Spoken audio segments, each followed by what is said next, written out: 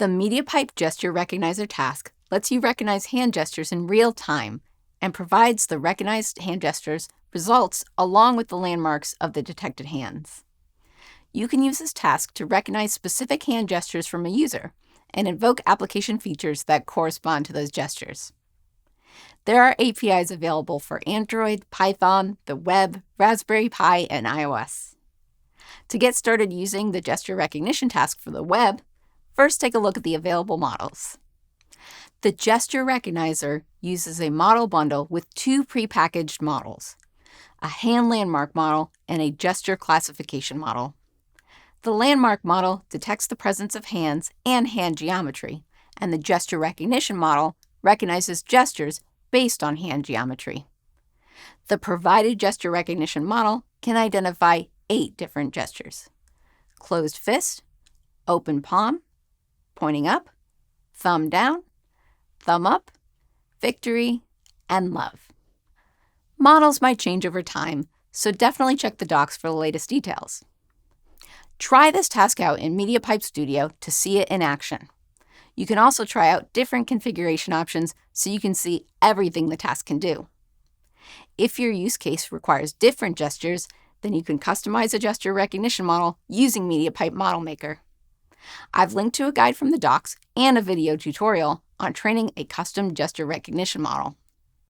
After choosing the default gesture classification model or training your own custom model, you're ready to add MediaPipe solutions to your app. Start by installing the Tasks Vision package.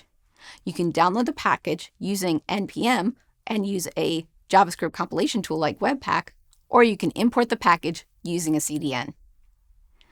MediaPipe for the web uses WebAssembly, or WASM, a binary instruction format for a stack-based VM. You don't need to understand WASM to use MediaPipe solutions for the web. Just know that WASM allows non-web-based code to run on the web. For the best user experience, you don't want to bundle your model or WASM binary into your website. Instead, store them server-side and provide links when initializing your gesture recognizer. Let's take a look at how to initialize the gesture recognizer using example code. Here we have a function, createGestureRecognizer. First, we configure our WASM binary loading using the FileSetResolver for Vision Tasks method. Then we create the gesture recognizer using the gesture recognizer createFromOptions method, passing the FileSetResolver you just created and the model. You can also provide optional parameters. Running mode is either image or video, depending on whether you classify gestures from images or videos. Image is the default value. To run gesture recognition on an image, use the GestureRecognizer.Recognize method, passing the image source. This function is synchronous, which is a good thing to keep in mind when designing your UI. This source can be an HTML canvas element, HTML video element, HTML image element, image data, or image bitmap. The recognize method returns a gesture recognition result object. The result includes an attribute for handedness. It tells you how likely the hands detected are to be either left or right hands. There's an attribute for gestures with a category name and score. The score is from 0 to 1 of how confident the model is with the gesture classification. Then there are 21 landmarks and 21 world landmarks listing the X, Y, and Z coordinates for the given points of the hand. For landmarks, the X and Y coordinates are normalized from 0.0 to 1.0 by the image width and height, respectively. The Z coordinate represents the landmark depth, with the depth at the wrist being the origin. The smaller the value, the closer the landmark is to the camera. The magnitude of Z uses roughly the same scale as X.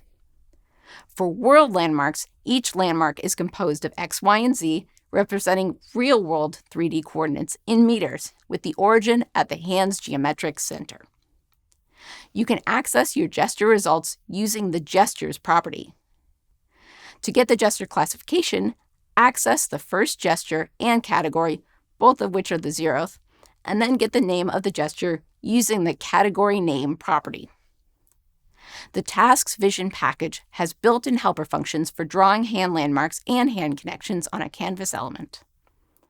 First, create an instance of the Drawing Utils class. Then iterate through the hand landmarks and call the drawingutils.drawConnectors method, passing the landmarks and hand connections. You can also draw points for the hand landmarks using the drawingutils.drawLandmarks methods. This results in landmarks drawn on the canvas, like this image here. To detect gestures in frames of a video, get the current time using performance.now. Then, get the gesture recognition result using the Gesture Recognizer Recognize for Video method, passing your video element and the current time. And that's it. With this code, you can get started with gesture recognition in your own web app. You can check out a complete code example on CodePen. You can also view all the available solutions on the MediaPipe website, or get more hands-on with solutions in MediaPipe Studio.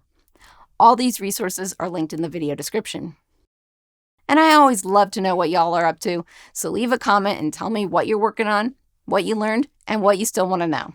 I can't wait to see what you build.